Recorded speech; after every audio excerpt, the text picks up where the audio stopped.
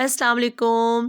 आज व्यूअर्स मैं आप लोगों के लिए बहुत ही मज़े की रेसिपी लेकर आई हूँ। आज मैं बना रही हूँ गुड़ वाले भटूरे। यकीन जाने के बहुत मज़े के बनते हैं। Just try it. सबसे पहले व्यूअर्स गुड़ लिया मैंने 1 किलो। इसको थोड़ा-सा मैंने तोड़ लिया पीसेस में और 1 गिलास पानी ऐड करके इसको चूल्हे पर चढ़ा दिया है।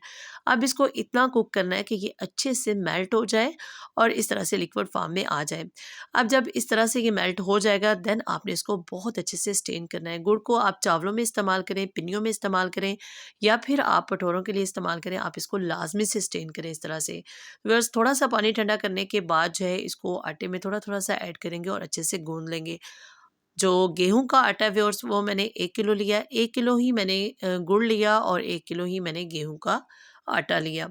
तो जो घर का चक्की का आटा बहुत मज़े के इसके भटूरे बनकर तैयार होंगे व्यूअर्स।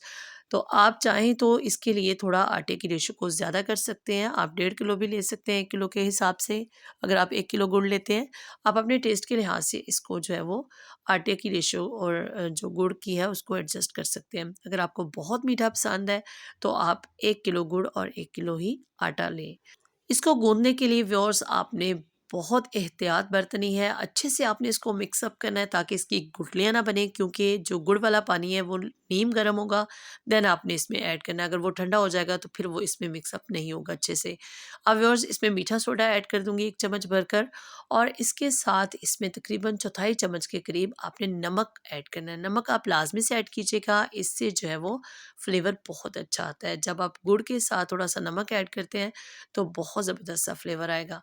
अब व्यूअर्स इसको अच्छे से आप मिक्स अप करते हुए बहुत अच्छे से गूँध लें। तो जितना आप अच्छा आटा गूँध कर तैयार करेंगे उतने ही ज़बरदस्त से भटूरे बनकर तैयार होंगे। अब व्यूअर्स इसको कवर करके जो है वो तकरीबन मैं 4 से 5 घंटे के लिए छोड़ दूँगी। बेस्ट है कि अगर आप इसका आटा शाम में गूँथते हैं तो आप सुबह जो है वो इसके भटूरे बनाकर तैयार कर लें। तो व्यूअर्स बहुत ही ज़बरदस्त सी रेसिपी है। सर्दियों में आप इसको ट्राई करें। सर्दी भी हो, बारिश भी हो और आपके घर में गुड़ भी हो तो आप लाज़मी से इसको ट्राई करें या फिर आप इसको बरसात में ट्राई करें। तो व्यूअर्स जब आपका दिल करे आप इसको ट्राई करें। अब थोड़ा-थोड़ा सा आपने पेड़ा लेना है, मुनासिब सा पेड़ा लेना है आपने और व्यूअर्स इसको इस तरह हाथों की मदद से आपने थोड़ा-सा फैला लेना है। आपने बिल्कुल भी इसको बेलने की ज़रूरत नहीं है।